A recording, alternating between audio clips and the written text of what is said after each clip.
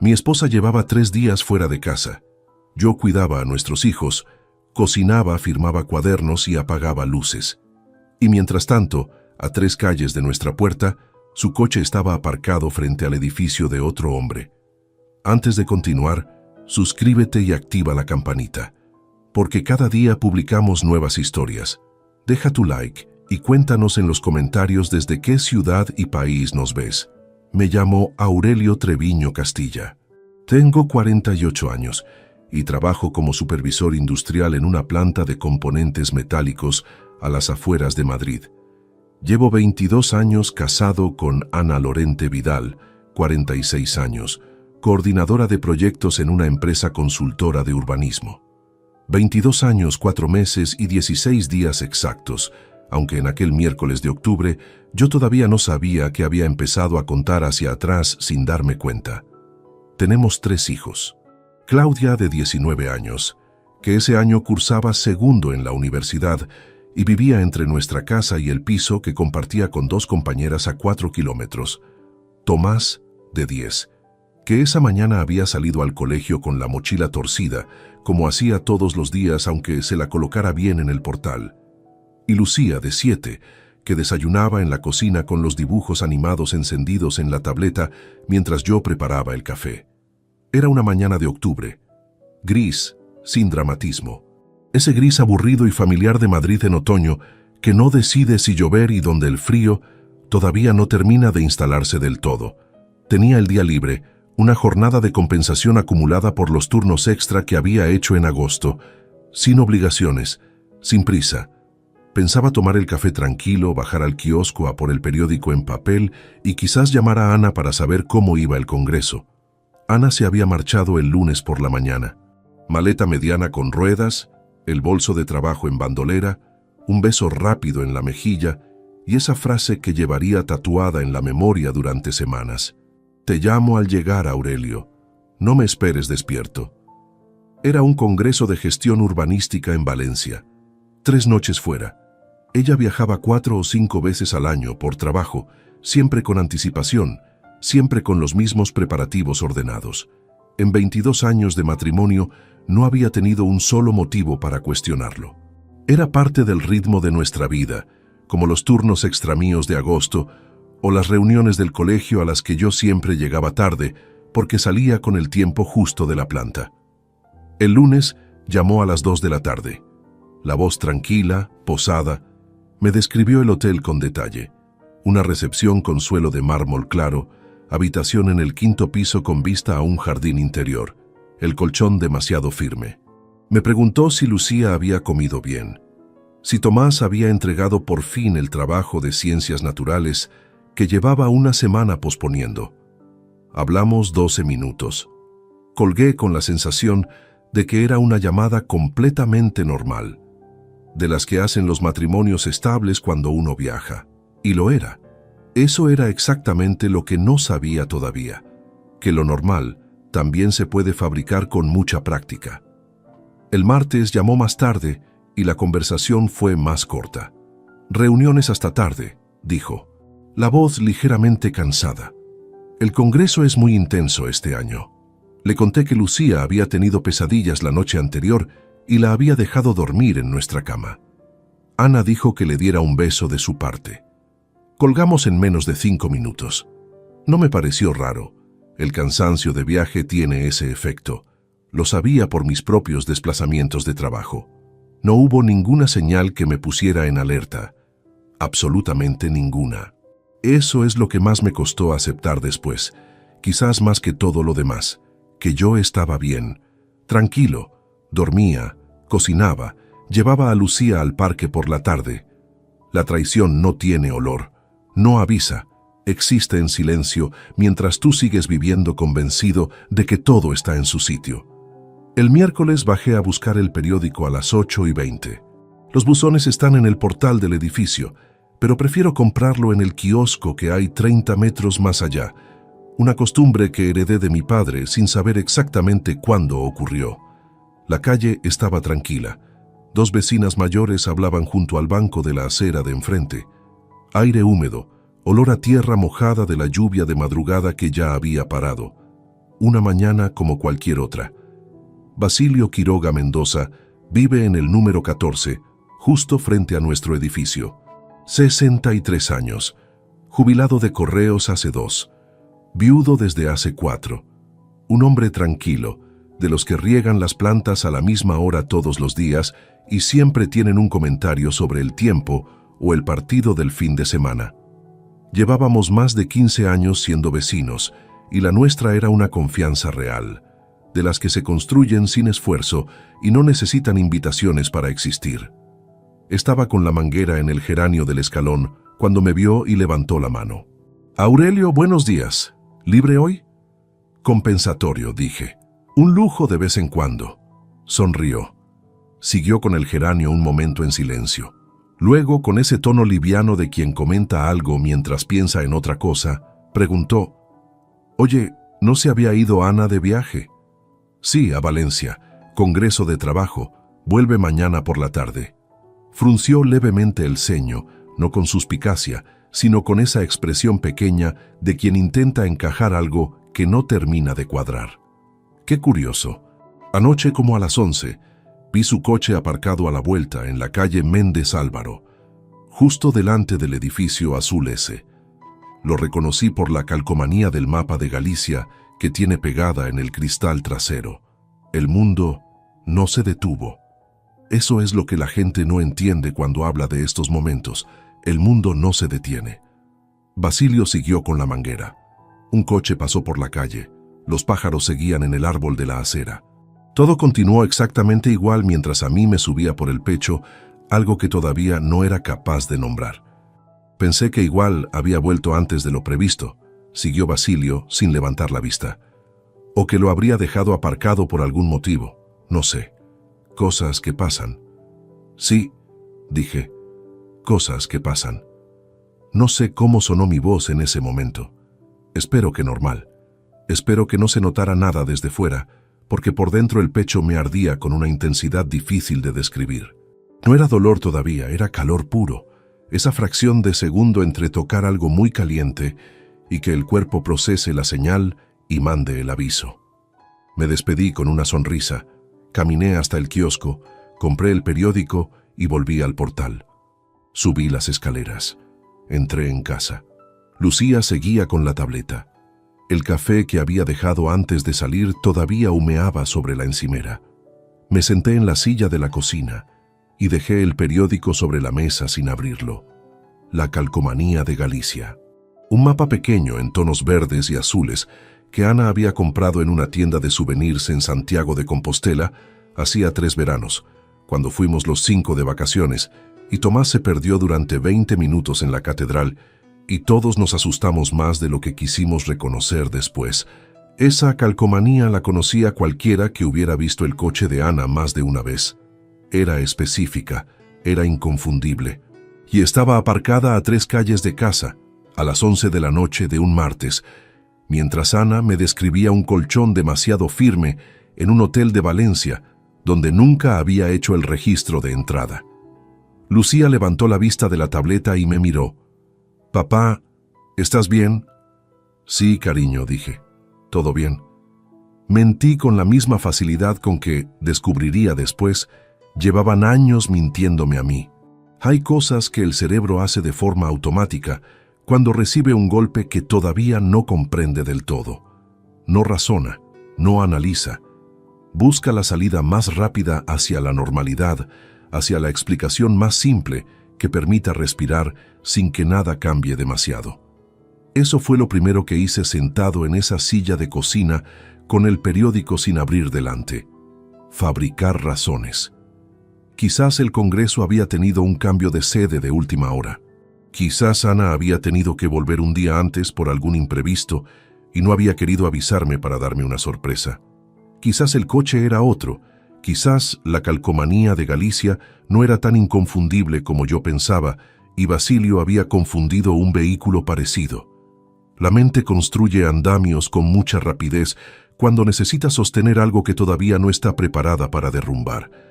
Lucía apagó la tableta y vino a pedirme un zumo de naranja. Se lo preparé, le puse la pajita de colores que ella prefería y la observé volver al salón con esa calma absoluta de los niños que no saben que el suelo de su casa se está moviendo. 7 años. El flequillo castaño siempre ligeramente torcido. Las zapatillas con velcro que ella sola no había aprendido todavía a ajustar bien. La normalidad más concreta y real que existía en ese momento, 4 metros a mi derecha. Cogí el teléfono y marqué el número de Ana. Contestó al tercer tono. La voz exactamente como siempre. Posada, sin estática, sin esa ligera demora que a veces tiene una llamada cuando la persona al otro lado necesita un segundo para prepararse. «Buenos días. ¿Todo bien por ahí?» «Sí», dije. «Todo bien. Solo quería saber cómo estabas tú». Agotada, respondió con una pequeña risa. «Anoche hubo una cena de ponentes que se alargó hasta las 12. La gente de estos congresos no conoce el concepto de terminar a una hora razonable. Pero ha ido bien. La mesa de esta mañana empieza a las 10, así que todavía tengo un rato». La escuché hablar durante varios minutos con total fluidez. Me dijo que la habitación seguía con el colchón demasiado firme y que había pedido otra almohada que nunca llegó. Me habló de una ponente de Sevilla cuya presentación le había parecido brillante. Me preguntó si Tomás había dormido bien, si Lucía había vuelto a tener pesadillas.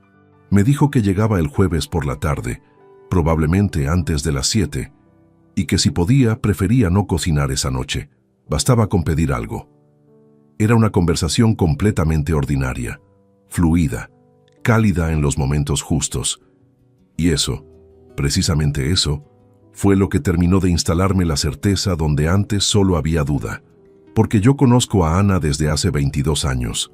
Conozco su voz cuando está nerviosa, el cambio muy leve que ocurre en las vocales cuando algo la incomoda, la forma en que acorta las frases cuando quiere colgar sin decirlo directamente. Conozco cada textura de cómo habla, y en esa llamada no había ni un solo milímetro de tensión, ni un segundo de vacilación, ni el mínimo esfuerzo de quien está construyendo una historia sobre la marcha. Eso no era improvisación, era ejecución. Cuando colgué, me quedé con el teléfono en la mano un momento. Lucía cantaba algo bajito en el salón. El frigorífico zumbaba. Por la ventana de la cocina entraba esa luz gris y densa de octubre que no proyecta sombras. Fui al dormitorio, cerré la puerta con cuidado y abrí el ordenador portátil que guardaba en el cajón de la mesilla, el que usaba exclusivamente para asuntos de trabajo y que Ana no utilizaba nunca. Entré en la web del hotel que ella me había mencionado el lunes. El nombre completo era Hotel Palacio del Carmen, en el centro de Valencia. Un establecimiento de 4 estrellas con sala de conferencias y zona de eventos corporativos. Todo encajaba en apariencia. Busqué el número de atención al cliente y llamé. Expliqué que era el marido de una huésped y que ella había olvidado confirmarme el número de habitación para enviarle algo. Era una excusa torpe, lo sabía, pero confiaba en que la recepción no verificara demasiado. La mujer que contestó fue amable y profesional. Buscó en el sistema. Me pidió el nombre completo. Ana Lorente Vidal, dije. Silencio breve. Teclado. Otro silencio.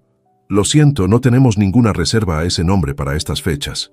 Lo repetí, deletreando el apellido por si hubiera un problema de registro. Ella buscó de nuevo. Nada. Me preguntó si quizás la reserva estaría a nombre de la empresa. Le di el nombre de la consultora donde trabajaba Ana. Buscó. Tampoco. Colgué. Me senté en el borde de la cama y no hice nada durante varios minutos. La habitación olía a la colonia de Ana, esa fragancia suave que llevaba usando desde antes de que nos casáramos y que yo había respirado miles de veces sin pensar en ello. Ahora ese olor era diferente. Seguía siendo el mismo, pero significaba algo distinto. Intenté ordenar lo que tenía. El coche de Ana aparcado a 3 calles de casa a las 11 de la noche del martes. Una reserva que no existía en el hotel donde supuestamente se alojaba desde el lunes. Una llamada que sonaba demasiado natural para ser inocente. 3 datos. 3 datos que por separado podían tener explicación, pero que juntos formaban una figura que no admitía otra lectura. No grité. No rompí nada. No llamé a nadie. Me levanté, fui al baño, abrí el grifo del agua fría y me mojé la cara. Me miré en el espejo durante un momento. 48 años. El cabello con más gris que 5 años atrás. Las ojeras de los turnos que no terminan a horas razonables. Un hombre que había construido su vida entera alrededor de una familia que en ese instante tenía un agujero del tamaño de una traición que todavía no podía dimensionar del todo. Lo que sentí no era rabia todavía, era algo más frío y más pesado. Una especie de claridad forzada, como cuando los ojos se acostumbran a la oscuridad y empiezan a distinguir los contornos de los objetos que siempre estuvieron ahí aunque no los vieras. Me sequé la cara, apagué el grifo. Volví a la cocina, serví el café que ya estaba tibio y me lo bebí de pie junto a la ventana mirando la calle. Basilio ya no estaba en su escalón. Los geranios brillaban un poco por el agua reciente.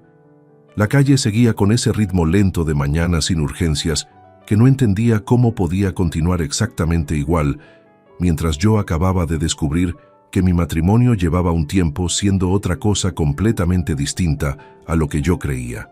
Tomás llegaba del colegio a las 2:15. Lucía a las 5 porque los miércoles tenía actividades extraescolares. Tenía tiempo. No sabía todavía para qué, pero lo tenía. Y por primera vez en toda la mañana, eso me pareció importante.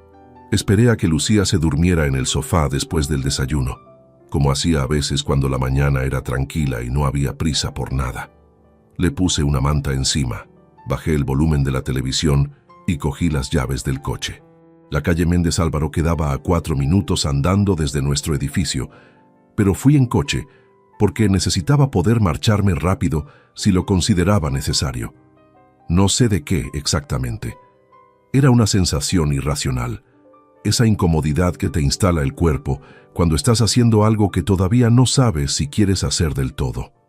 Aparqué en una zona de carga y descarga al comienzo de la calle. El motor quedó en silencio. Miré hacia adelante. El edificio azul era exactamente eso.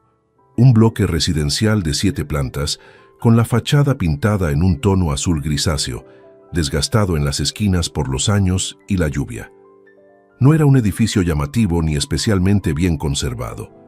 Una puerta de cristal con portero automático, 8 buzones visibles desde fuera, una maceta con una planta seca en el primer escalón. Un edificio cualquiera de los que hay miles en Madrid, del tipo que pasa completamente desapercibido aunque lleves años viviendo a 4 calles de distancia. Saqué el teléfono y fotografié la fachada. Después fotografié el espacio de aparcamiento en línea frente al portal, donde según Basilio había estado el coche de Ana la noche anterior. No había ningún vehículo aparcado ahí en ese momento, solo el pavimento mojado y las marcas amarillas de la zona limitada. No bajé del coche. No había nada que hacer parado en esa acera.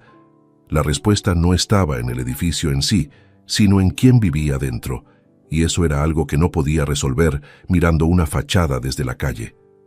De vuelta en casa, Lucía seguía dormida. El reloj de la cocina marcaba las 10:40. Fui al dormitorio, abrí el ordenador y esta vez no entré en ninguna web de hoteles. Entré en el perfil profesional de Ana. Ana usaba la red con moderación, como hacía casi todo, con orden, con criterio, sin excesos.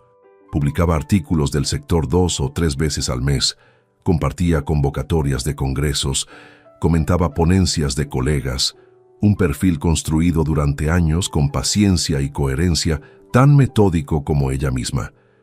Tenía algo más de 800 contactos, lo cual para su área era una red sólida pero no desmesurada. Empecé por los comentarios recientes en sus publicaciones, luego los que ella había dejado en publicaciones ajenas, luego las menciones y etiquetas de los últimos 2 años. Era un proceso lento, tedioso, del tipo que requiere atención sostenida, porque el dato relevante no aparece anunciado, sino escondido entre decenas de interacciones ordinarias. Lo vi por primera vez en una publicación de hace 14 meses. Un artículo que Ana había compartido sobre normativa de edificación en zonas urbanas consolidadas. El primer comentario era de un perfil con foto de perfil profesional, traje oscuro, fondo neutro. Gonzalo Heredia Pomar, arquitecto. El comentario decía simplemente, muy buen artículo, Ana, como siempre acertada en la selección. Y ella había respondido con un, gracias, Gonzalo, sabía que te interesaría. Una frase, 4 palabras, sabía que te interesaría. No era una respuesta genérica, era personal. Era la frase de alguien que conoce los intereses del otro, que ha tenido conversaciones previas sobre esos temas, que sabe sin necesidad de preguntar qué le va a llamar la atención y qué no. Seguí mirando. Encontré otras 4 interacciones en los 12 meses anteriores, siempre él comentando publicaciones de ella, siempre con ese tono que estaba a medio camino entre lo profesional y lo familiar. Nada que un observador externo pudiera señalar como inapropiado, nada grosero ni evidente, pero con una consistencia, una regularidad, una calidez específica que no encajaba con la distancia natural de 2 personas que simplemente se conocen del sector. Entré en su perfil, Gonzalo Heredia Pomar, 44 años según la fecha de incorporación a la red y los datos que él mismo había publicado.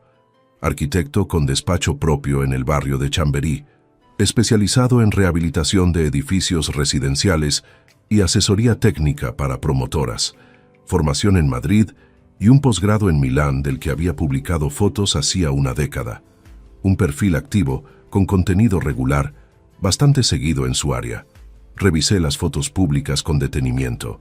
En un evento del sector inmobiliario celebrado hacía 27 meses, encontré la primera imagen donde aparecían los dos juntos. Era una fotografía de grupo.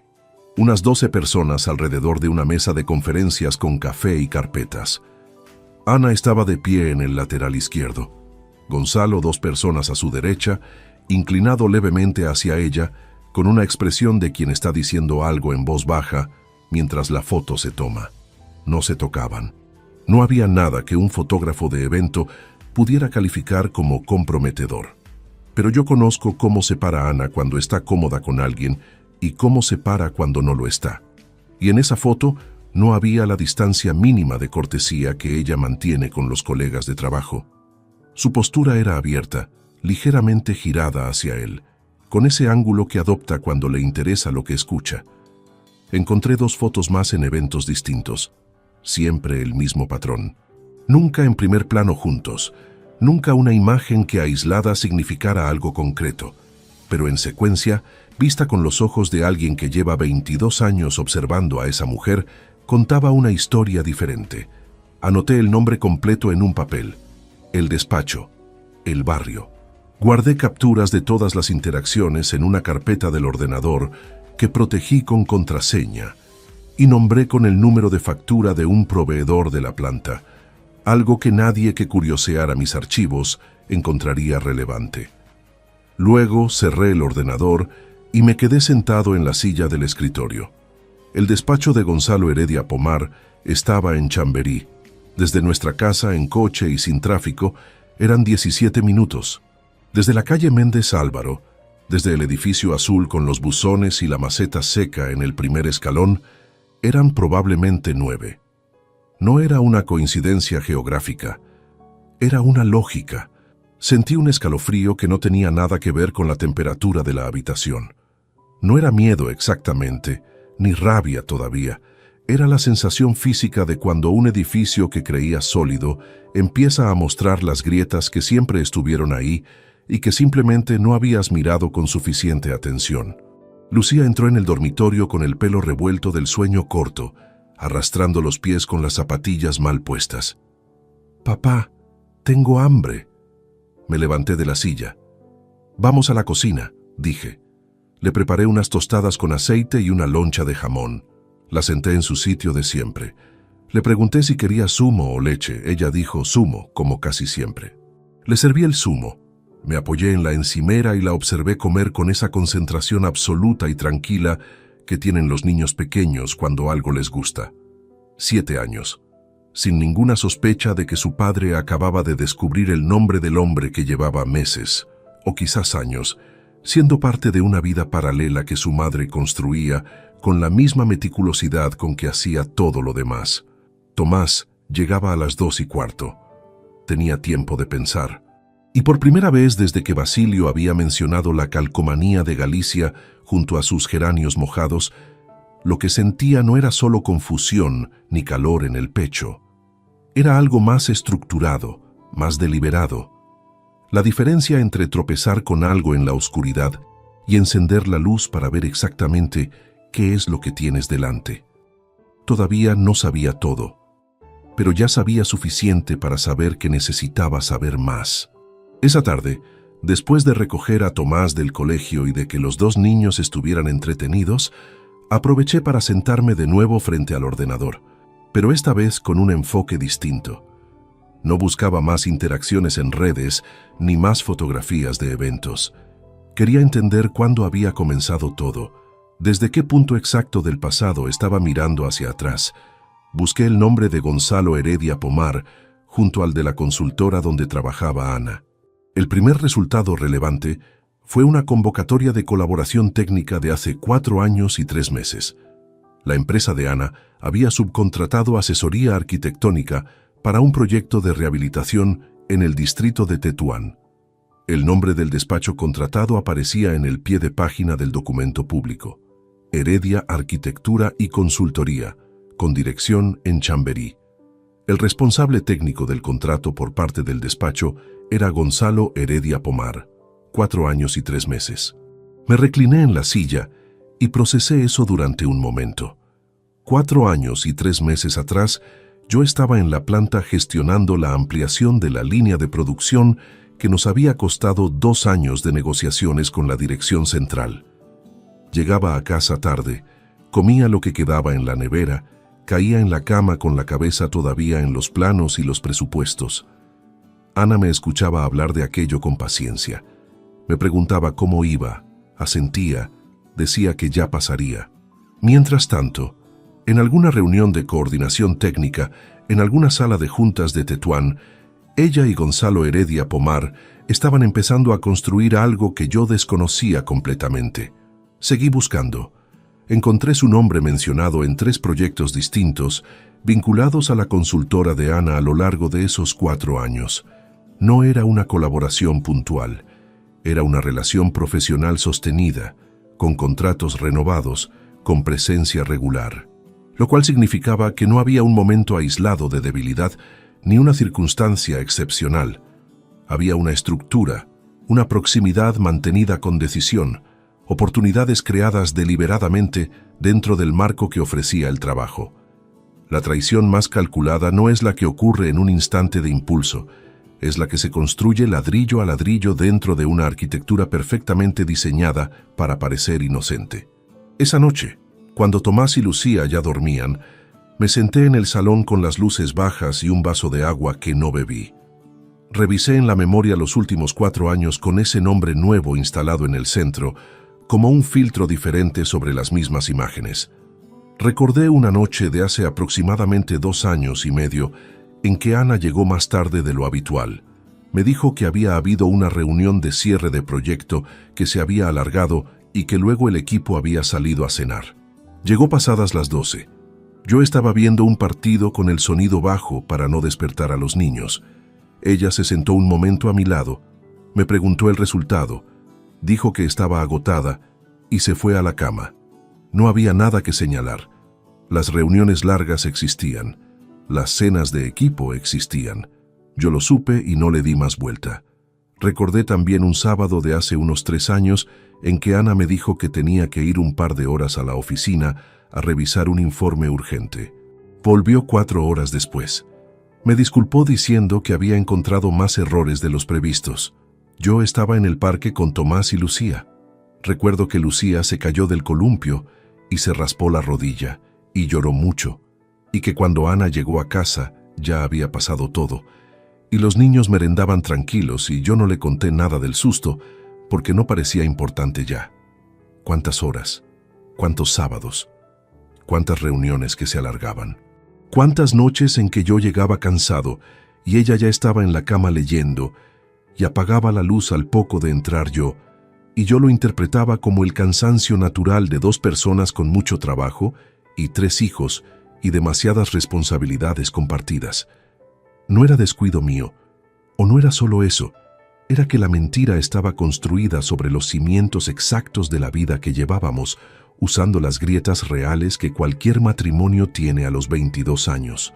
El trabajo excesivo, el cansancio acumulado, la rutina que hace invisibles las ausencias porque todas tienen una explicación plausible.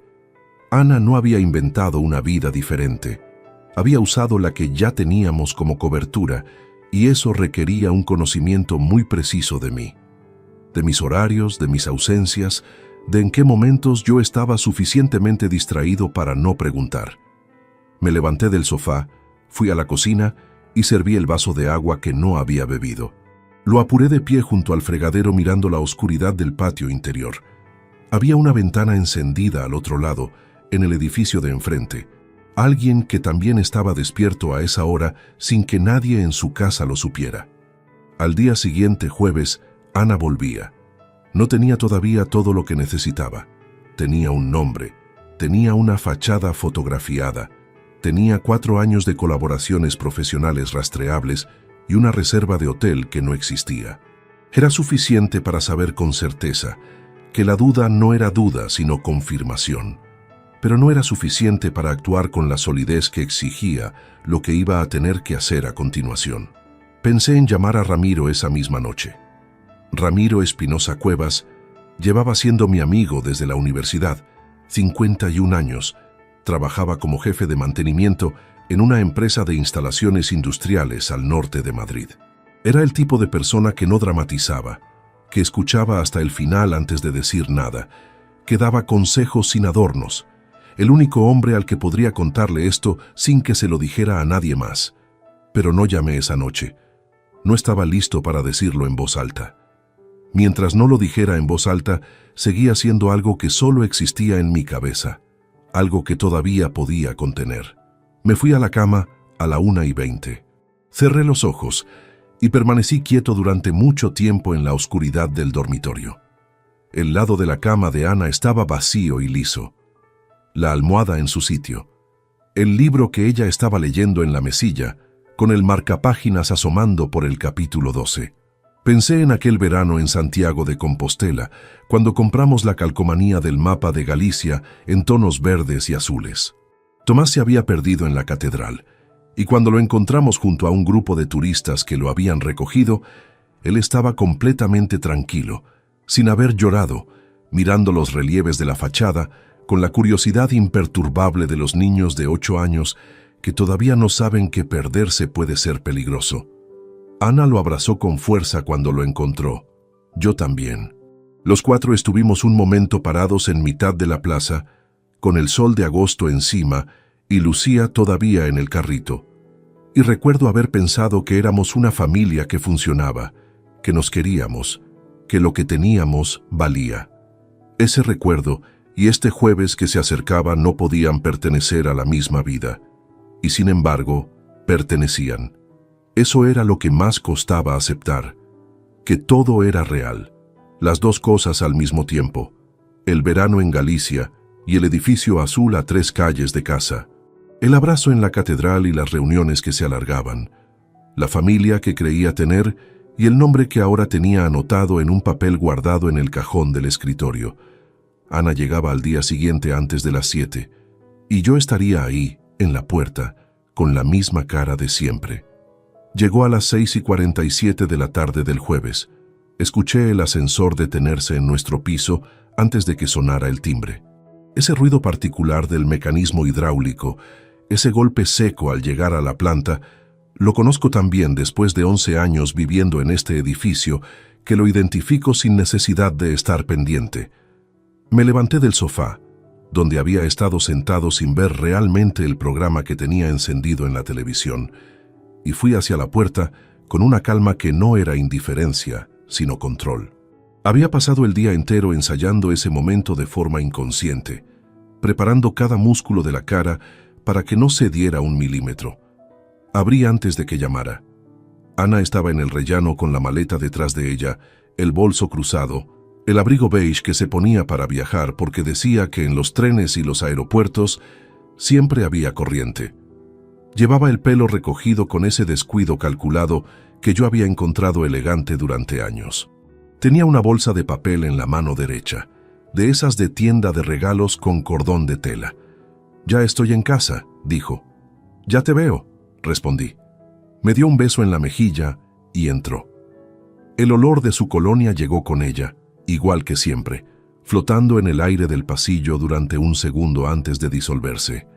Tomás asomó la cabeza desde el cuarto, con esa antena instintiva que tienen los niños para detectar cuándo llega alguien y si esa llegada trae algo para ellos.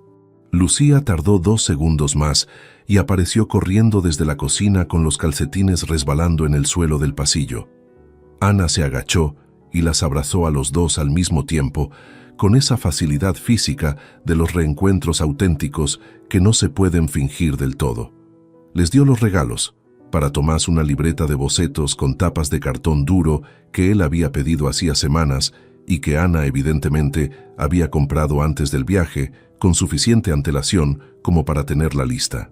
Para Lucía un muñeco pequeño de tela con traje regional valenciano, de los que venden en las tiendas de souvenirs de cualquier estación de tren o aeropuerto. Los dos niños volvieron a sus cuartos con los regalos. Ana se quedó de pie en el pasillo, deshaciendo el nudo del cinturón del abrigo. «¿Cómo ha ido todo?», preguntó sin mirarme directamente, colgando el abrigo en el gancho de siempre.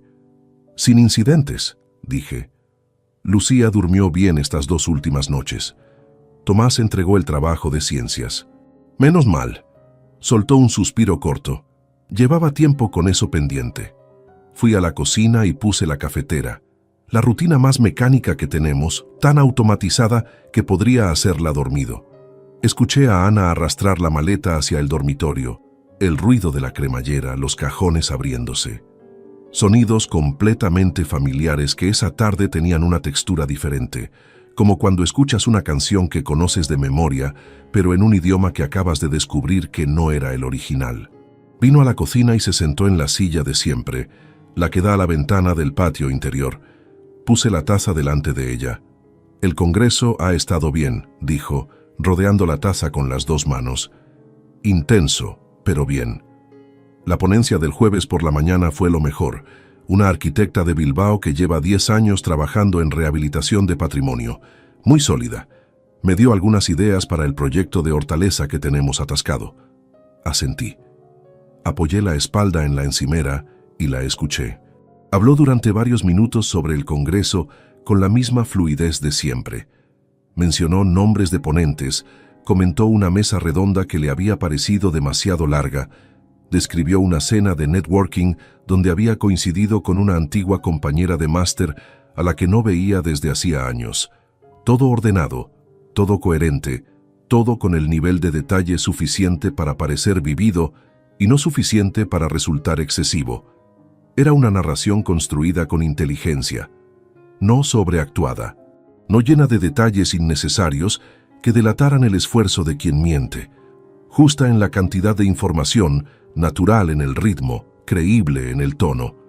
Si yo no hubiera llamado al Hotel Palacio del Carmen el miércoles por la mañana, si Basilio no hubiera estado regando sus geranios en el momento exacto en que yo bajé a por el periódico, habría escuchado esa historia y no habría tenido el menor motivo para dudar. Eso era lo que me resultaba más difícil de sostener internamente mientras la miraba, la conciencia de que llevaba años escuchando ese mismo tipo de relatos sin ningún filtro crítico.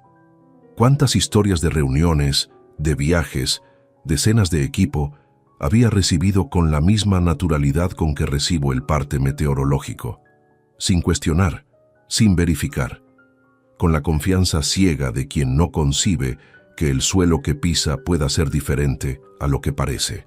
«¿Y tú? ¿Cómo has estado estos días?», preguntó. «Bien», dije. «Tranquilo».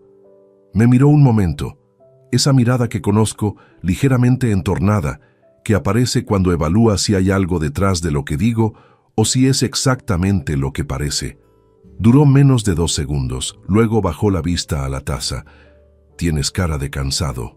«El turno del martes se alargó», mentí. «Nada importante», asintió. Bebió el café.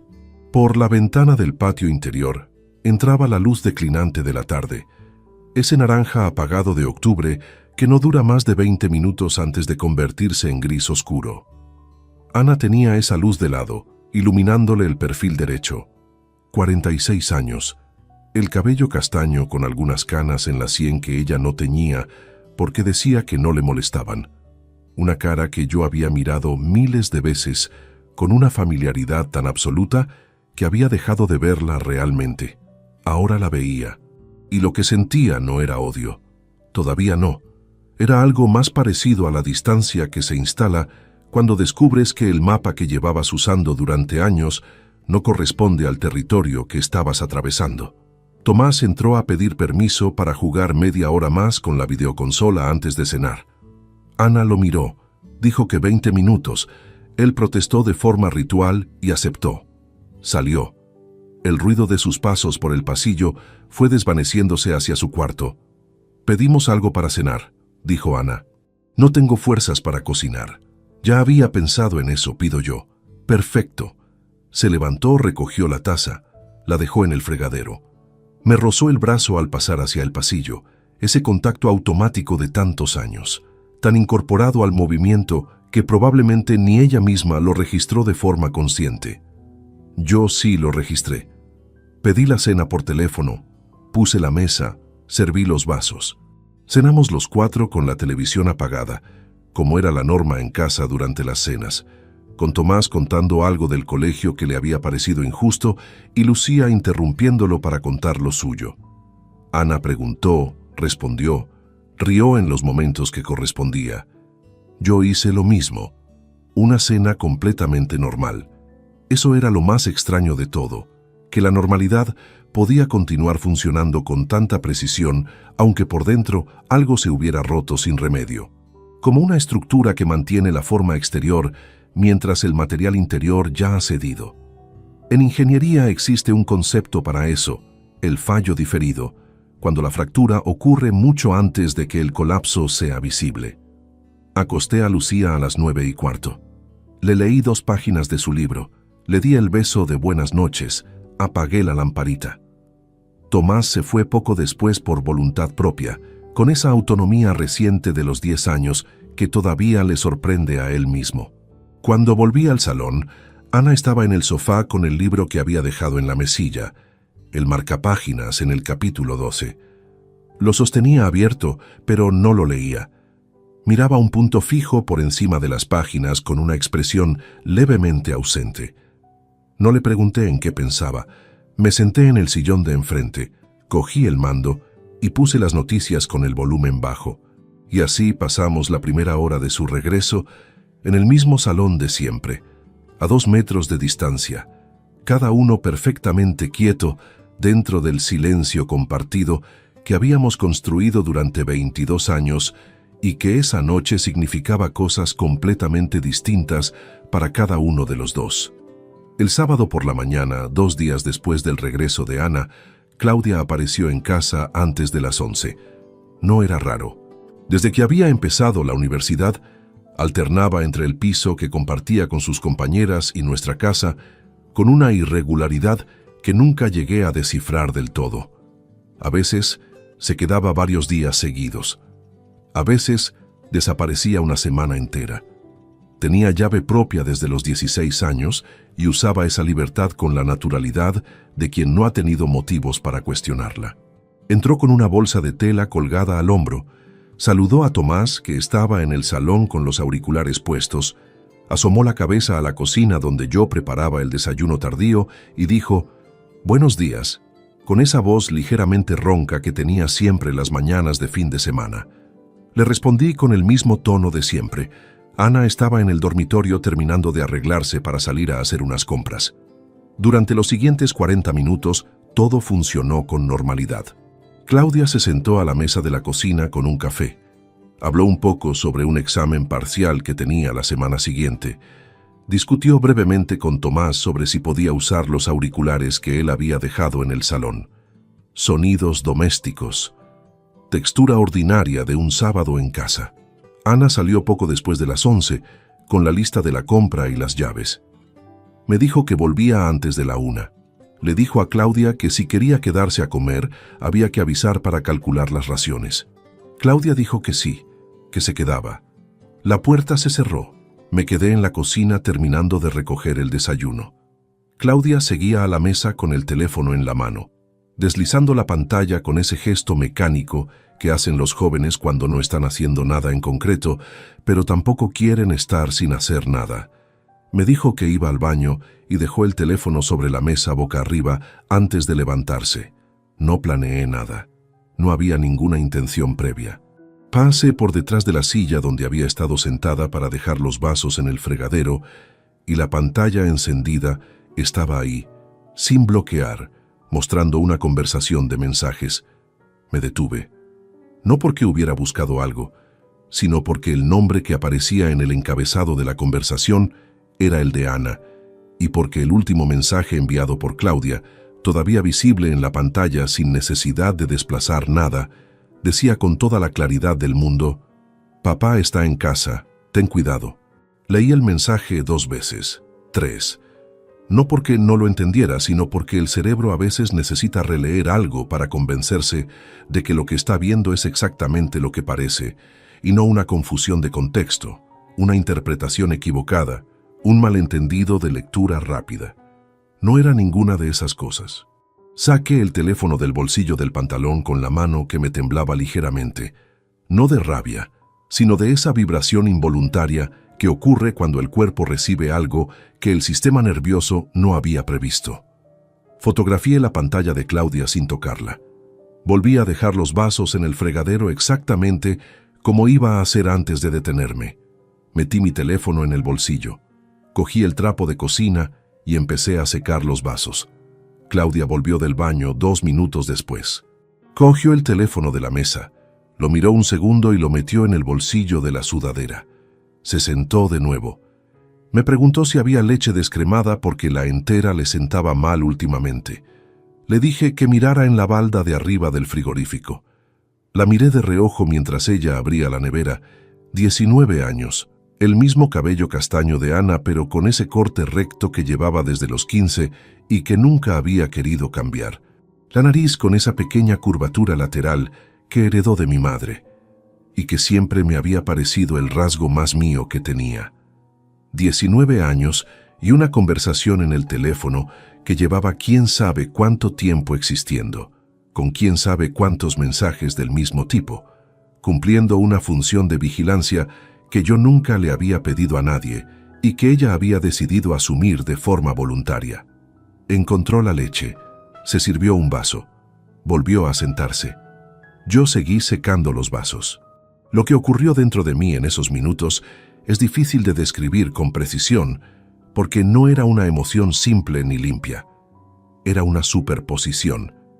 La traición de Ana y la de Claudia no eran del mismo tipo, no tenían la misma geometría ni la misma temperatura, pero se habían instalado en el mismo espacio interior y ocupaban ese espacio de formas distintas que no sabía todavía cómo separar.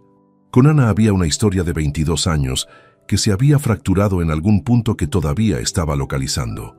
Con Claudia era diferente. Claudia era mi hija.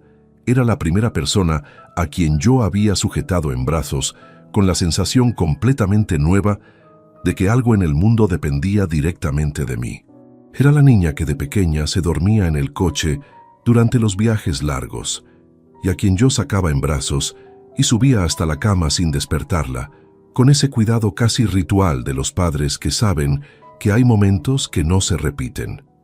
Era la adolescente con quien había discutido sobre horarios de llegada y a quien había esperado despierto más de una noche sin decírselo, simplemente por no dormir tranquilo hasta escuchar la llave en la cerradura.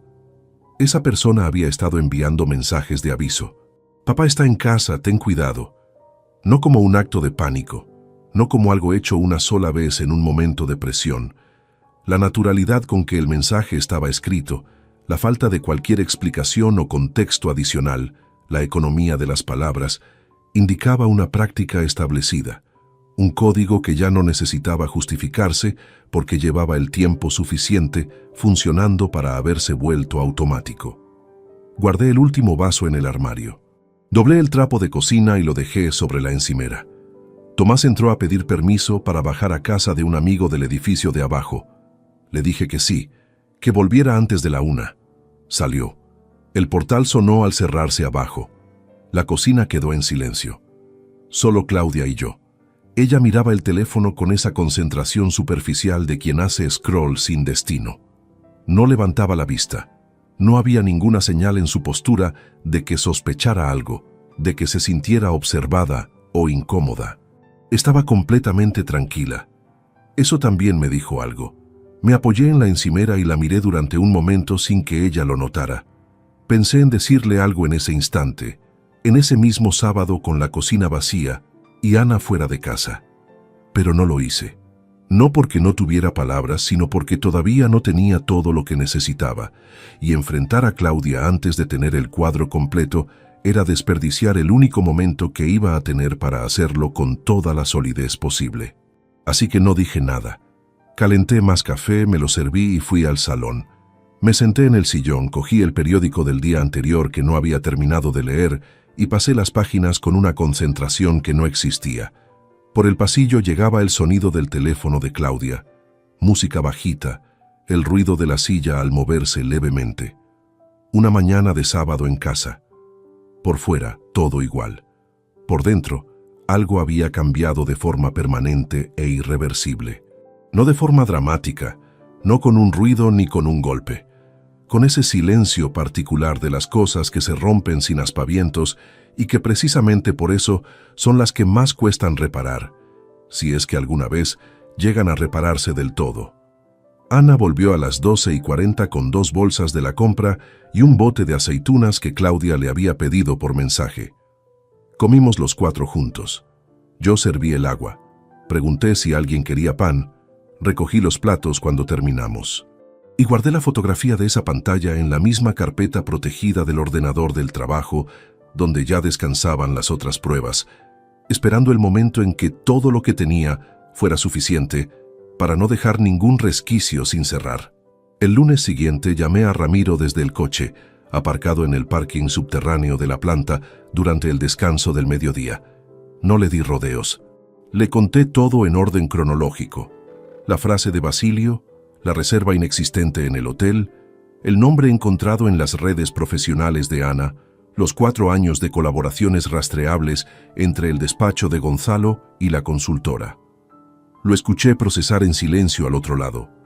Ramiro Espinosa Cuevas no era de los que reaccionan con exclamaciones ni con indignación performativa. Era de los que respiran hondo y preguntan ¿qué necesitas? ¿Qué necesitas?, dijo. Le dije que necesitaba saber la verdad completa antes de moverme. No suposiciones, no probabilidades, certeza documentada. Hubo una pausa breve. Tengo el contacto de alguien, dijo. Un hombre que trabajó años en una agencia de seguros investigando fraudes. Ahora trabaja por cuenta propia, discreto y metódico. Nada de métodos ilegales. Él mismo lo deja claro desde el principio. ¿Quieres que hable con él? Le dije que sí. 2 días después, me reuní con ese hombre en una cafetería del barrio de Prosperidad, lejos de nuestra zona y lejos de la planta. Se llamaba Héctor Villanueva Saura, 53 años, complexión discreta, ropa sin marcas, el tipo de aspecto que no deja huella en la memoria de quien lo ve pasar. Me escuchó con un bloc de notas pequeño sobre la mesa en el que escribía de vez en cuando sin levantar la vista.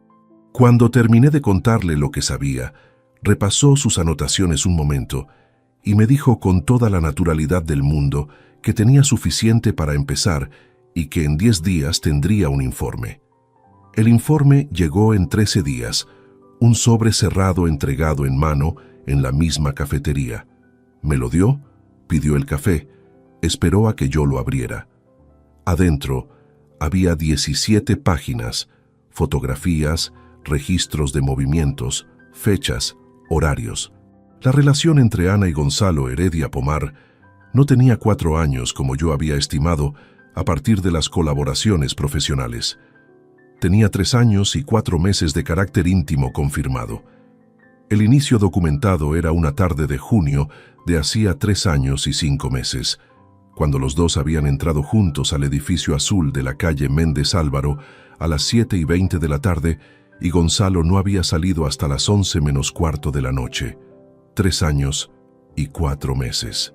Pasé esa página y llegué a la sección financiera que Héctor había preparado a partir de los extractos bancarios de la cuenta conjunta que yo mismo le había proporcionado escaneados. Había identificado un patrón de retiradas en efectivo y transferencias hacia una cuenta personal de Ana que sumaban, en el periodo documentado, 18.400 euros. No en una sola operación, sino en movimientos pequeños distribuidos a lo largo de los meses, entre 150 y 400 euros cada vez, con una frecuencia que oscilaba entre 1 y 3 veces por mes. El tipo de sangrado lento, que no activa ninguna alarma porque cada cantidad individual es demasiado ordinaria para llamar la atención. 18.400 euros. Héctor bebió su café sin decir nada. Yo seguí pasando páginas. Esa noche, cuando los niños ya dormían y Ana estaba en el dormitorio, salí a mover el coche al aparcamiento cubierto que teníamos a media manzana. Una excusa que había usado alguna vez cuando necesitaba aire sin dar explicaciones. Entré en el coche, cerré la puerta y apagué la pantalla del teléfono. Y me quedé ahí. No sé exactamente cuánto tiempo pasó.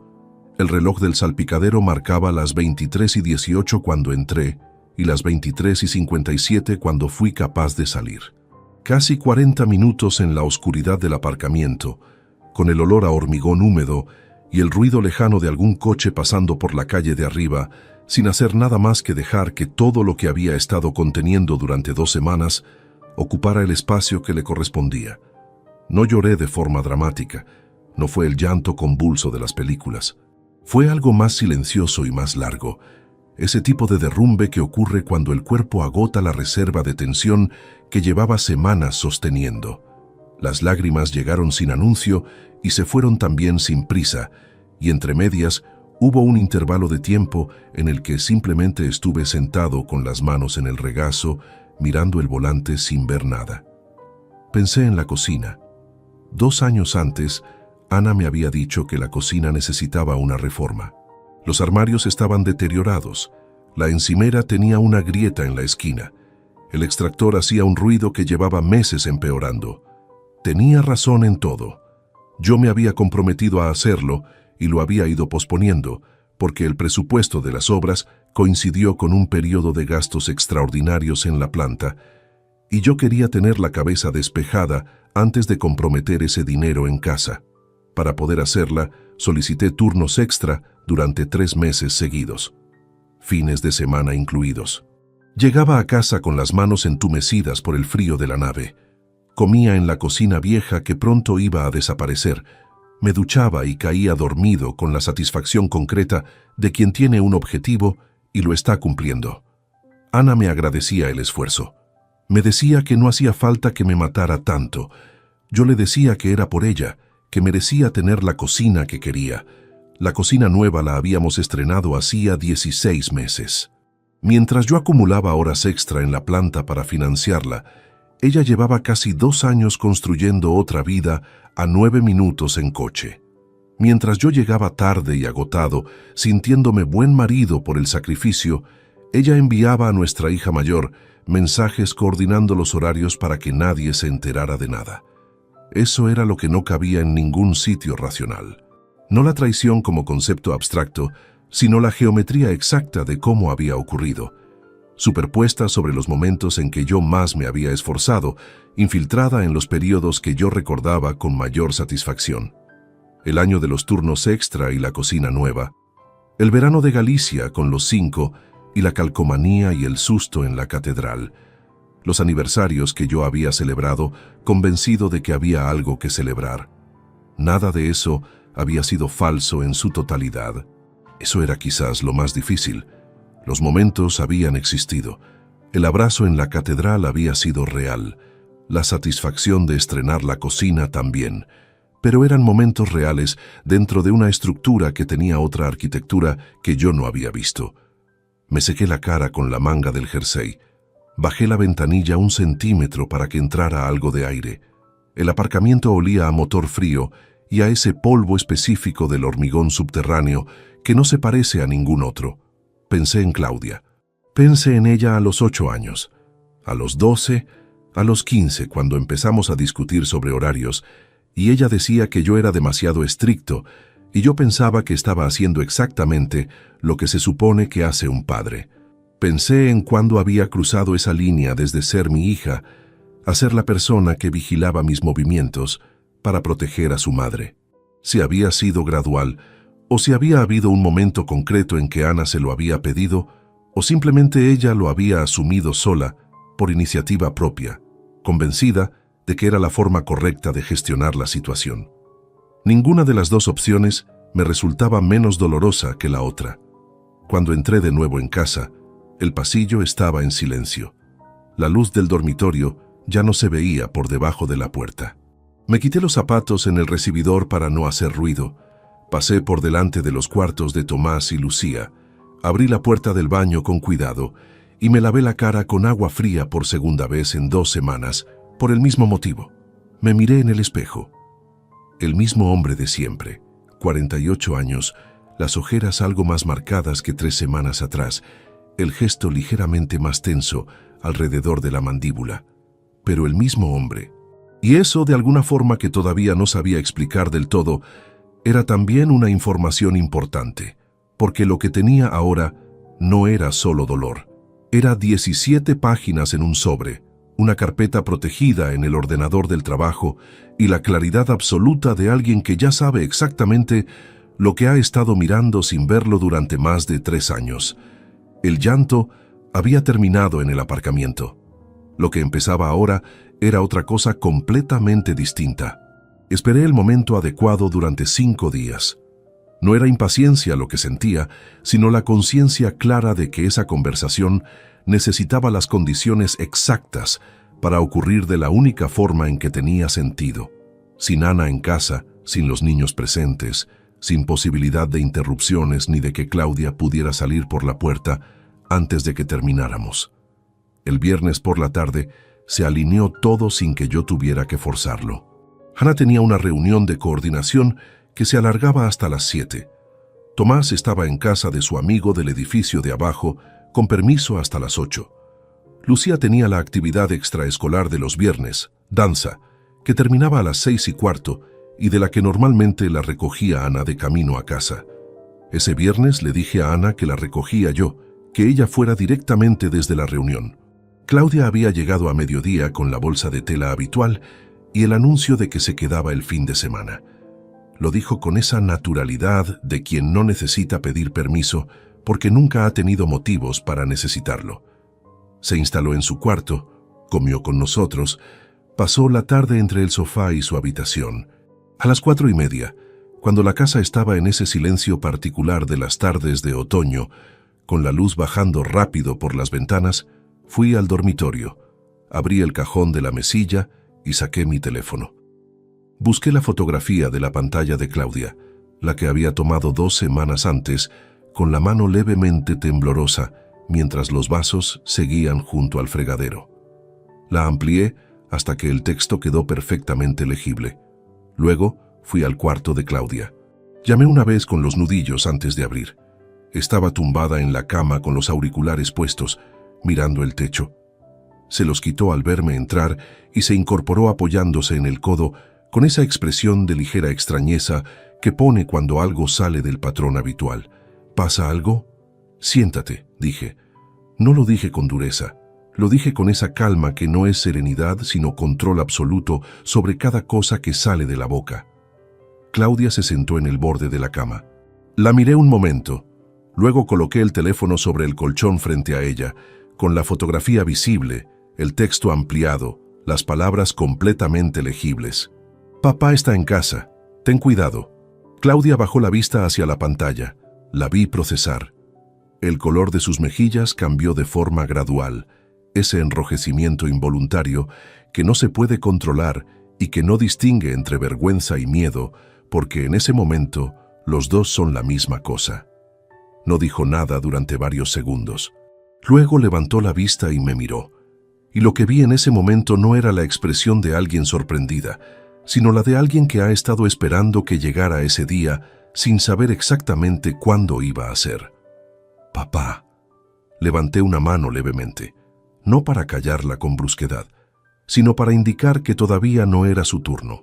Me senté en la silla del escritorio que ella usaba para estudiar cuando se quedaba en casa, frente a ella, con 1,5 metros de distancia entre los dos. «Escucho», dije. Tardó unos segundos en encontrar por dónde empezar. Cuando habló, lo hizo con la voz de alguien que ha ensayado mentalmente este momento, pero que descubre en el instante real que las palabras preparadas no sirven de mucho. «No quería que os hicierais daño», dijo. «Ni tú ni ella. Si os hubierais peleado, si la familia se hubiera roto de repente. Tomás y Lucía son pequeños todavía. No quería ser la causa de eso». La escuché sin mover un músculo. Mamá me lo contó hace casi 2 años. No fue algo que yo buscara. Me lo dijo en un momento en que estaba muy mal y necesitaba contárselo a alguien. Yo no supe qué hacer. No era una situación en la que hubiera una respuesta correcta evidente. Siguió hablando durante varios minutos. El tono era sincero en la superficie, con esa mezcla de justificación y culpa que adoptan las personas cuando saben que lo que hicieron no tiene defensa sólida, pero necesitan intentarlo de todas formas. Me habló de la presión que había sentido al cargar sola con ese secreto. Me dijo que había pensado muchas veces en contármelo. Me dijo que había llegado a escribir un mensaje dirigido a mí en 3 ocasiones distintas, sin llegar a enviarlo nunca. Pero los mensajes de aviso sí los había enviado. Cuando terminó de hablar, hubo un silencio que duré en mantener más tiempo del que resultaba cómodo para ella. No por crueldad, sino porque necesitaba que el peso de ese silencio fuera real, que no quedara amortiguado por una respuesta inmediata que le diera la sensación de que la conversación seguía un ritmo normal. Luego hablé. «Te escuché», dije. «Todo. Y entiendo que para ti no había una salida sencilla.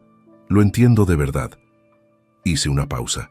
«Pero quiero que entiendas tú algo también. No me enviaste esos mensajes porque no supieras qué hacer. Me los enviaste porque decidiste qué hacer. Decidiste que proteger a tu madre era más importante que ser honesta con tu padre. Eso no es una situación difícil, es una elección. Y las elecciones que hacemos, especialmente las que hacemos durante meses sin cambiar de opinión, dicen exactamente quiénes somos y qué le importa a cada uno». Claudia tenía los ojos húmedos. No lloraba todavía, pero estaba al límite. «No te voy a gritar», continué. «No voy a decirte que eres mala persona ni que no te quiero. Ninguna de esas 2 cosas es verdad. Pero algo cambió el día en que decidiste ser el sistema de alerta de una situación que me estaba haciendo daño a mí. Y eso no se deshace con una conversación, por larga o sincera que sea». Me levanté de la silla. «Papá, el fin de semana puedes quedarte si quieres», dije desde la puerta. «Tomás y Lucía se alegran cuando estás. Eso no cambia». Salí del cuarto y cerré la puerta con el mismo cuidado con que la había abierto. Fui a la cocina, llené un vaso de agua del grifo y me lo bebí despacio de pie junto a la ventana. El patio interior estaba casi oscuro ya, solo la ventana encendida de siempre en el edificio de enfrente, proyectando un rectángulo amarillo sobre la pared. Afuera empezaba a llover, ese repiqueteo fino y constante de la lluvia de otoño que no hace ruido suficiente para tapar el silencio de la casa, sino solo para subrayarlo. A las 6:15 recogí a Lucía en la escuela de danza. Estaba en la puerta con el abrigo mal abrochado y la bolsa de la mudanza de ropa en la mano, buscándome entre los padres con esa expresión concentrada de los niños que todavía no han aprendido a disimular lo que sienten. Me vio, levantó la mano y corrió hacia mí con los zapatos golpeando el suelo mojado.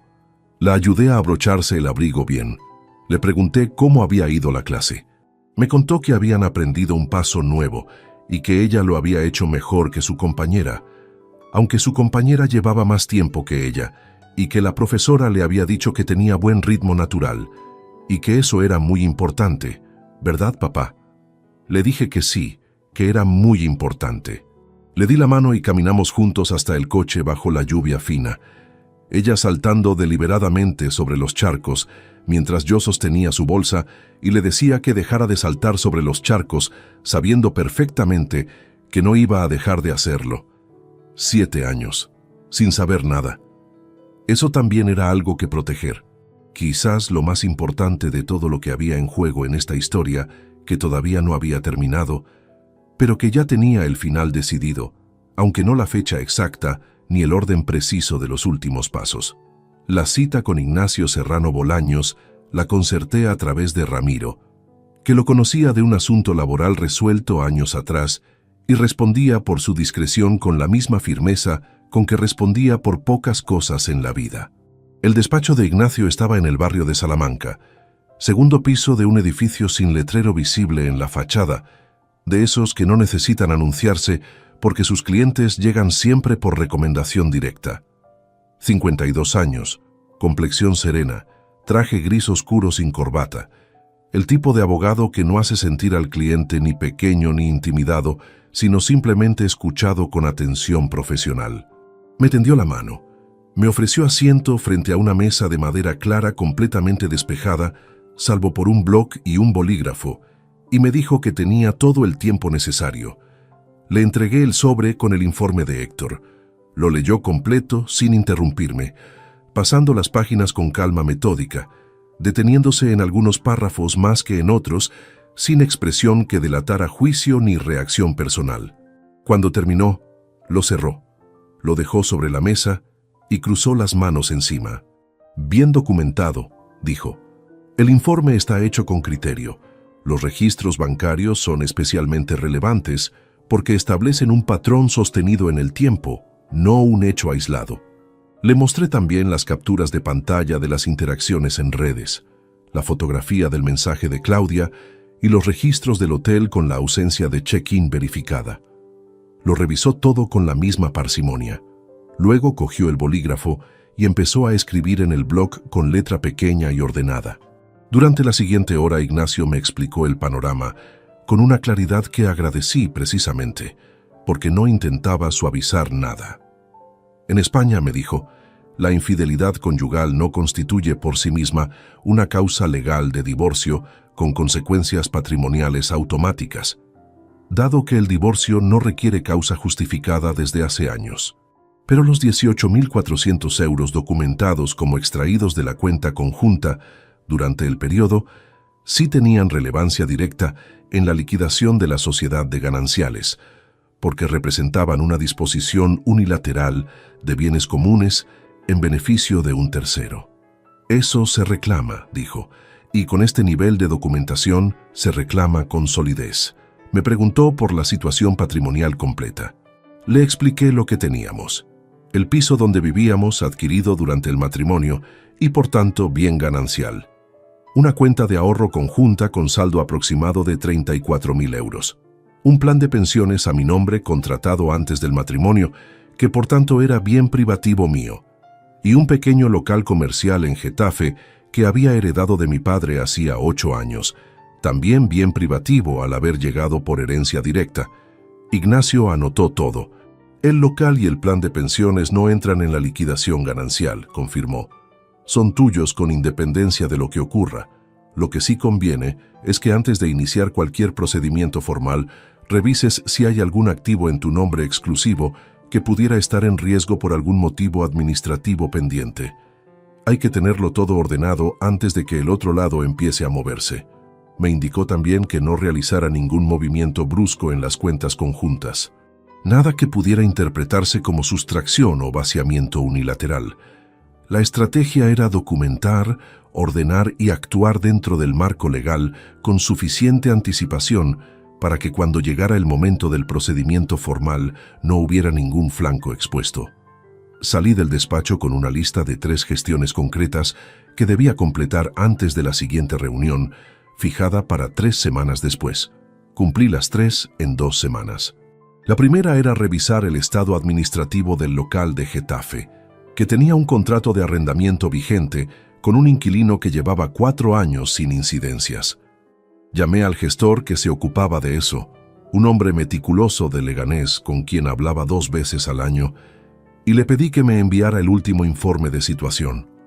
Todo estaba en orden. La segunda era verificar que el plan de pensiones seguía correctamente a mi nombre exclusivo y sin ninguna vinculación a la cuenta conjunta. Lo comprobé personalmente en la oficina de la entidad financiera, con un empleado que no conocía y en una sucursal que no era la habitual, por una precaución que quizás era excesiva, pero que en ese momento me resultó necesaria.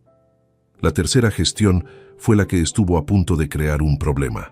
Ignacio me había pedido una copia escaneada de todos los contratos de los bienes privativos, incluyendo la escritura de la herencia del local.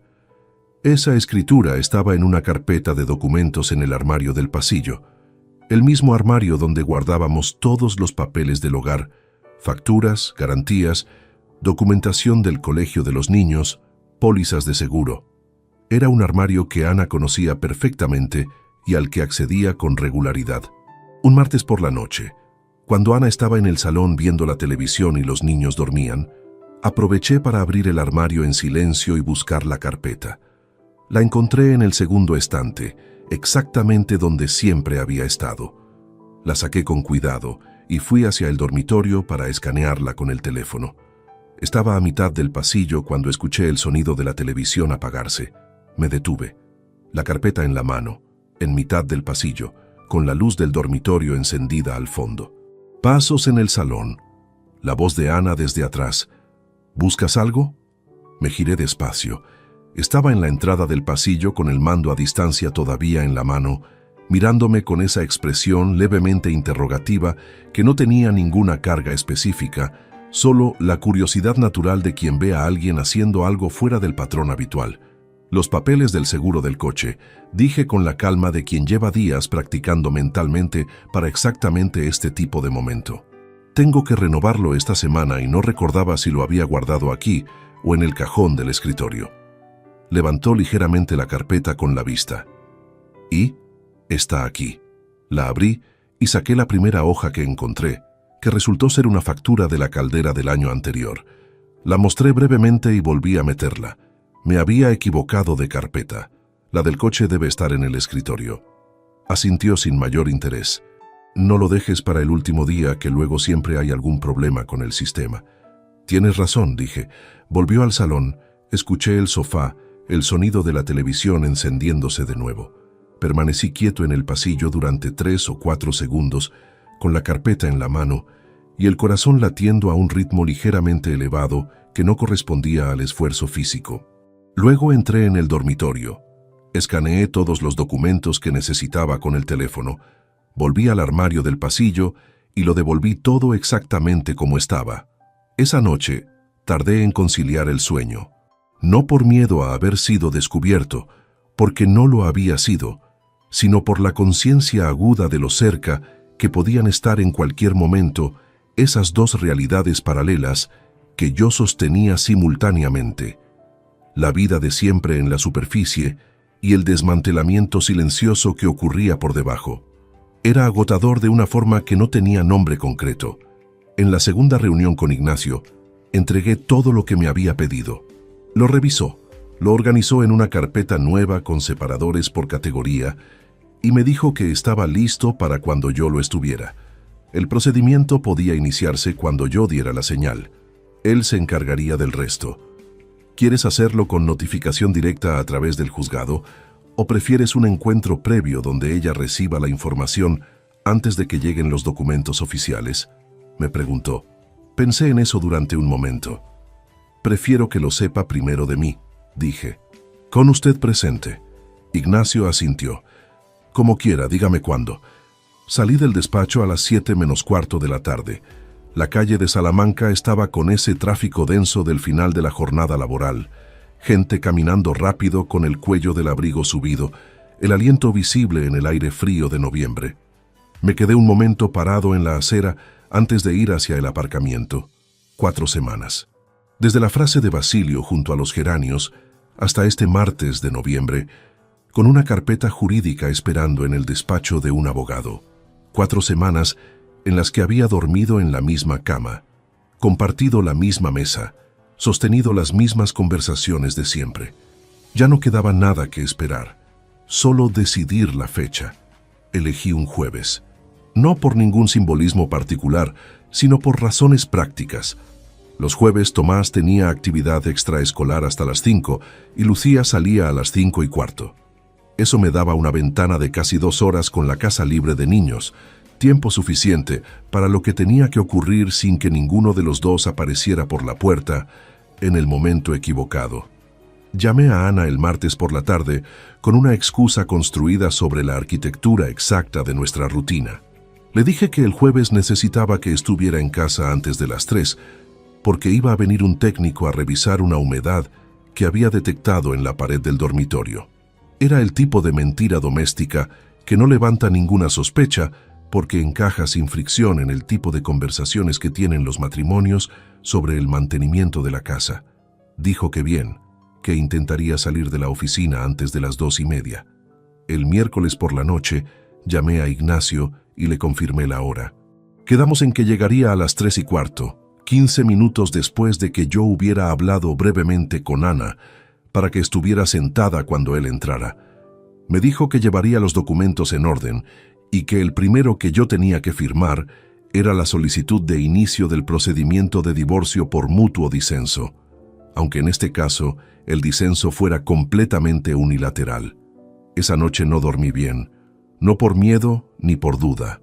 Era algo más parecido a la tensión previa de los momentos irreversibles, esa vigilia involuntaria del cuerpo cuando sabe que al día siguiente algo cambiará de forma permanente y no encuentra la manera de adelantarse al momento para procesarlo con anticipación. A las 7 de la mañana llevé a los niños al colegio como cualquier otro jueves. Tomás había olvidado la flauta y tuve que subir a buscarla. Lucía quería el bocadillo con el pan tostado y no con el pan normal, distinción que para ella era de la mayor importancia. Les di el beso en la puerta del colegio y los vi entrar. Volví a casa. Hice café. Me senté en la cocina y esperé. Ana llegó a las 2:40. Entró con el bolso, el abrigo, esa expresión ligeramente distraída de quien acaba de salir de una mañana de trabajo y todavía no ha terminado de desconectar del todo. Me preguntó si había llegado ya el técnico. Le dije que todavía no, que teníamos un momento. Le pedí que se sentara en el salón. Algo en el tono, en la forma en que lo dije, hizo que me mirara un segundo antes de moverse, pero se sentó. En el sofá, en el lado izquierdo, el de siempre. Dejó el bolso en el suelo junto a sus pies. Me senté en el sillón frente a ella. Sobre la mesa de centro había una carpeta de cartón azul marino que había dejado preparada esa mañana. No era el sobre de Héctor, sino una versión organizada por Ignacio. Todo impreso, ordenado por secciones con separadores, con una portada limpia sin títulos ni anotaciones visibles. La empujé suavemente hacia ella. «Ábrela», dije. Me miró. En su cara no había todavía miedo, sino algo más parecido a la cautela, esa alerta primaria que activa el cuerpo cuando reconoce que algo está fuera del guión habitual sin saber todavía exactamente qué. Abrió la carpeta. Los primeros documentos eran los registros del hotel en Valencia, la búsqueda de su nombre en el sistema, la ausencia de check-in verificada por escrito. Luego, las fotografías del edificio azul de la calle Méndez Álvaro con fecha y hora de captura. Luego, el informe de Héctor con las páginas marcadas en los puntos más relevantes. Luego, los extractos bancarios con los movimientos señalados en amarillo, cada uno fechado, cada cantidad sumada al pie de la última página con el total subrayado, 18.400 euros. Pasó las páginas despacio al principio. Luego, más lento todavía. Llegó a la sección de fotografías del informe y se detuvo. El silencio duró aproximadamente 20 segundos. Aurelio, la voz salió con una textura que nunca le había escuchado, algo entre la ronquera y la contención, como si las palabras tuvieran que atravesar una resistencia física para salir. Esto no es lo que... Sigue pasando páginas, dije. Siguió. Llegó a la última sección, donde estaba la fotografía de la pantalla del teléfono de Claudia. Se quedó inmóvil durante un momento con esa hoja en la mano. Eso no tiene que ver con... Ana. La dije su nombre en voz baja sin dureza, pero con una firmeza que la detuvo. He escuchado muchas cosas en las últimas semanas. Ahora no. Cerró los ojos, los abrió. Dejó la carpeta sobre la mesa con cuidado, como si el peso de lo que contenía se hubiera transferido físicamente a sus manos y necesitara soltarlo. «¿Cuánto tiempo llevas sabiendo?», preguntó. «El tiempo suficiente». Entonces llegaron las lágrimas. No de golpe, sino de esa forma gradual e inevitable que tienen cuando ya no queda ningún recurso para contenerlas. Se llevó las manos a la cara. Los hombros se le movieron con ese temblor silencioso que es más difícil de sostener que el llanto audible precisamente porque no hace ruido. Sonó el telefonillo. Me levanté, pulsé el botón de apertura sin hablar por el interfono y abrí la puerta del piso. Ignacio Serrano Bolaños entró 2 minutos después con su maletín de cuero marrón. Me dio la mano en silencio, echó un vistazo breve y profesional a la sala y se sentó en la silla que yo había colocado junto al sillón, ligeramente retirada, en la posición exacta de quien está presente como testigo y no como participante. Ana lo miró, luego me miró a mí. «¿Quién es?» «Mi abogado», dije. La negación llegó entonces, no como convicción, sino como reacción desesperada de quien busca cualquier resquicio posible, aunque sepa que no existe. «Podemos hablar. Podemos resolver esto de otra manera. No tienes que hacer esto así, Aurelio. Después de 22 años no merece terminar así». «Tienes razón en eso», dije. «No merecía terminar así, pero no fui yo quien decidió cómo iba a terminar». Hubo un silencio. Ignacio abrió el maletín con discreción y sacó los documentos ordenados en una carpeta diferente, de color burdeos. Los colocó sobre la mesa junto a la carpeta azul marino. Me tendió un bolígrafo. Ana volvió a intentarlo. La voz ahora más baja, más directa, sin el componente de negación sino con el de la súplica. Me habló de los niños, de Tomás y Lucía, de que no era necesario llegar a esto, de que podíamos buscar otra salida. Cada palabra era real en el sentido de que provenía de un lugar genuino de pánico, pero ninguna de ellas cambiaba ninguno de los hechos documentados en la carpeta azul marino que seguía abierta sobre la mesa entre los dos. La escuché hasta que terminó. Luego cogí el bolígrafo. Firmé en el lugar que Ignacio había marcado con una pequeña flecha adhesiva en el margen y dejé el bolígrafo sobre la mesa. Me levanté. Fui al recibidor.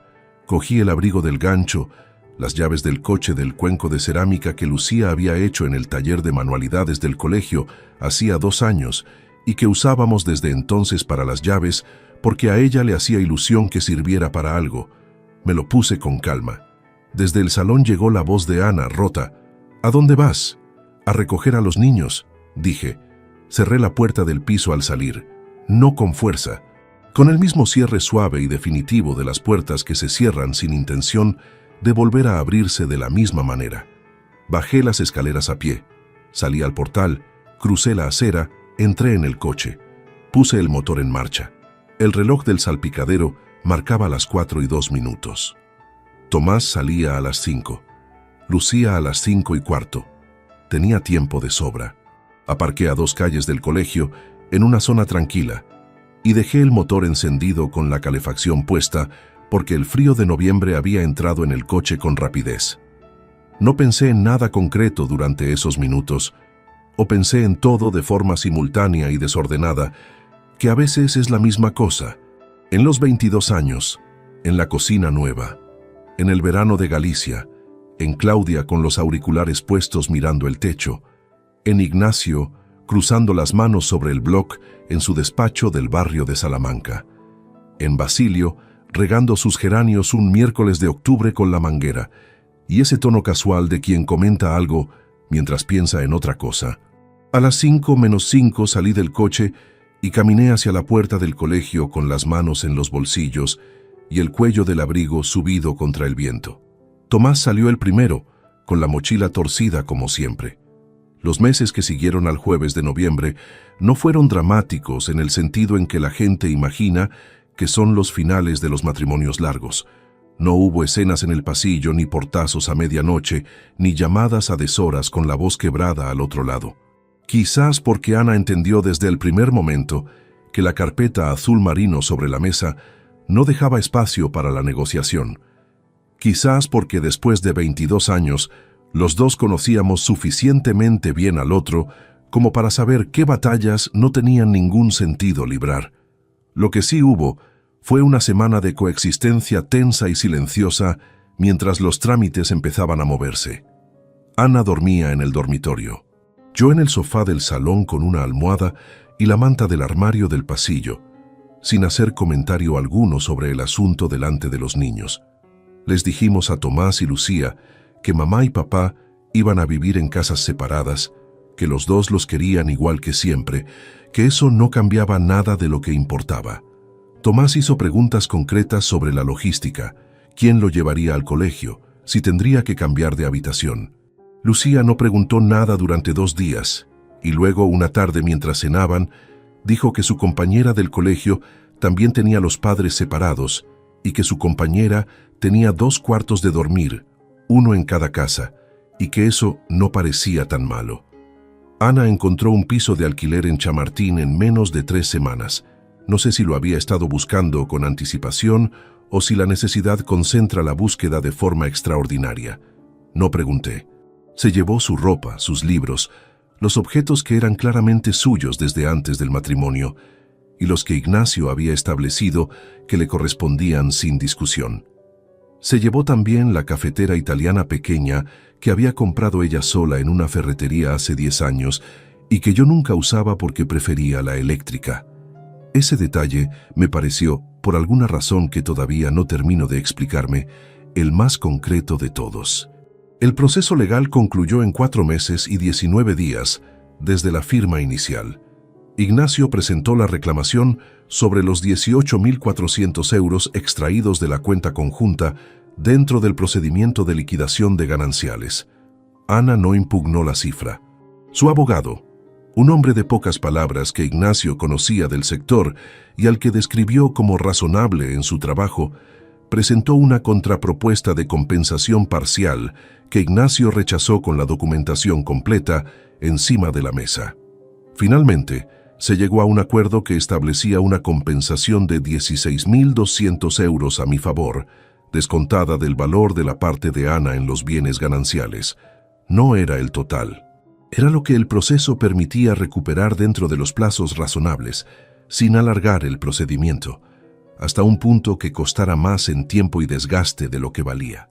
Ignacio me lo explicó con esa misma claridad sin adornos que había tenido desde el principio. Le dije que estaba de acuerdo. El piso quedó para mí con la hipoteca que seguiría pagando yo solo. Eso era lo que la situación patrimonial determinaba y lo que yo prefería sobre cualquier otra alternativa. Tomás y Lucía tendrían su casa, sus cuartos, la cocina nueva que yo había financiado con 3 meses de turnos extra, la ventana del patio interior, el cuenco de cerámica para las llaves, de Gonzalo Heredia. Pomar no volvía a saber directamente, pero Ramiro me contó, unas semanas después de que el procedimiento concluyera, que el nombre de Gonzalo había circulado entre algunos colegas del sector inmobiliario madrileño, de la forma silenciosa pero eficiente en que circulan este tipo de informaciones en los entornos profesionales pequeños. No hubo ninguna campaña deliberada de mi parte. Simplemente ocurrió que cuando alguien pregunta cómo está Aurelio y se entera de los detalles generales, la historia tiene suficiente peso propio para desplazarse sola. Según Ramiro, el despacho de Gonzalo había perdido 2 contratos relevantes en los meses siguientes. No sé si eso fue consecuencia directa o coincidencia del mercado. Tampoco lo necesito saber. Con Claudia, las cosas ocurrieron exactamente como yo había previsto que ocurrirían. Pasaron 6 semanas sin contacto, que fuera más allá de los mensajes breves sobre logística familiar cuando era necesario coordinar algo relacionado con Tomás o Lucía. Luego, un domingo de enero, me escribió un mensaje largo. Decía que lo sentía, que había tenido mucho tiempo para pensar, que entendía que había tomado la decisión equivocada y que quería que habláramos. Le respondí esa misma tarde con 3 líneas, que no guardaba rencor, que podía seguir viendo a sus hermanos cuando quisiera y que yo iba a estar bien. No le propuse ningún encuentro. No cerré la puerta con palabras ásperas ni con reproches añadidos, simplemente no abrí ninguna nueva. Ella lo intentó 2 veces más en los meses siguientes. Una llamada que dejé ir al buzón de voz y respondí después por escrito. Una visita sin avisar un sábado por la tarde en que abrí la puerta, La invité a pasar un momento. Hablamos de cosas neutrales durante 20 minutos mientras Lucía le enseñaba los dibujos que había hecho esa semana y Tomás le contó algo del colegio. Y luego ella se marchó con esa expresión de quien ha entendido que la distancia no es temporal sino estructural. No le expliqué nada más de lo que ya le había dicho en su cuarto aquel viernes de otoño. No hacía falta. Claudia era suficientemente inteligente para saber exactamente qué había perdido y por qué. El silencio adicional habría sido cruelty innecesaria. La distancia en sí misma era la consecuencia, y era suficiente. Hubo noches difíciles. Sería deshonesto no reconocerlo. Noches en que el piso estaba en silencio, porque los niños dormían y yo me quedaba sentado en la cocina con una taza de té que se enfriaba sin que yo lo bebiera, y el silencio tenía una textura diferente a la del silencio de antes, más limpio en algunos sentidos, pero también más vacío en otros. 22 años dejan una forma en la vida cotidiana que no desaparece de un día para otro, aunque el motivo de ese vacío sea perfectamente comprensible. Me llevó tiempo distinguir entre echar de menos a Ana y echar de menos la vida que creía tener. Llegué a la conclusión, con bastante convicción, de que lo segundo era real y lo primero no tanto. Lo que extrañaba no era a ella, sino a la versión de ella que yo había construido en la cabeza durante 22 años, que resultó ser en parte una ficción sostenida por mi propia disposición a no ver lo que no quería ver. Eso también era información sobre mí, y prefería tenerla a no tenerla. En primavera, unos 5 meses después de que Ana recogiera la cafetera italiana y las llaves del piso de Chamartín, Ramiro me propuso ir un fin de semana a una casa rural que tenía un amigo suyo en la Sierra de Guadalajara. Sin niños, sin obligaciones.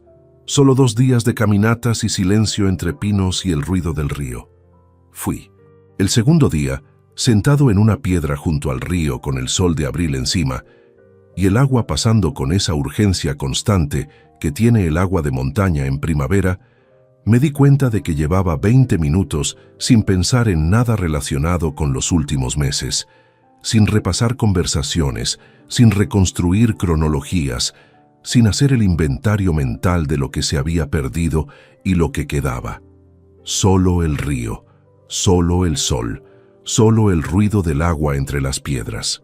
Ramiro estaba unos metros más abajo, con los pies dentro del agua helada, y una expresión de completa satisfacción con el mundo que era exactamente la expresión de alguien que no necesita nada más de ese momento. ¿Estás bien?, preguntó sin mirarme, como quien pregunta sin necesidad de escuchar la respuesta, porque ya la sabe. Sí, dije. Y era verdad de una forma sencilla y sin matices, del tipo de verdad que no necesita explicación ni contexto adicional para sostenerse. Esa noche, dormí 8 horas seguidas por primera vez en muchos meses, sin despertarme a las 3 con la cabeza acelerada, sin ese estado de alerta difusa que había convivido conmigo desde el miércoles de octubre en que Basilio había mencionado la calcomanía de Galicia entre los geranios húmedos. El sueño no resuelve nada por sí solo, pero hay algo en despertar descansado, con la luz de la mañana entrando por una ventana que no conoces todavía del todo, que se parece mucho al principio de algo. No sé exactamente qué, pero sé que empieza con eso. Si esta historia te ha gustado, apóyanos con un like, suscríbete al canal y déjanos tus opiniones en los comentarios. Para escuchar la siguiente historia, haz clic en la caja que aparece a la izquierda. Gracias por acompañarnos.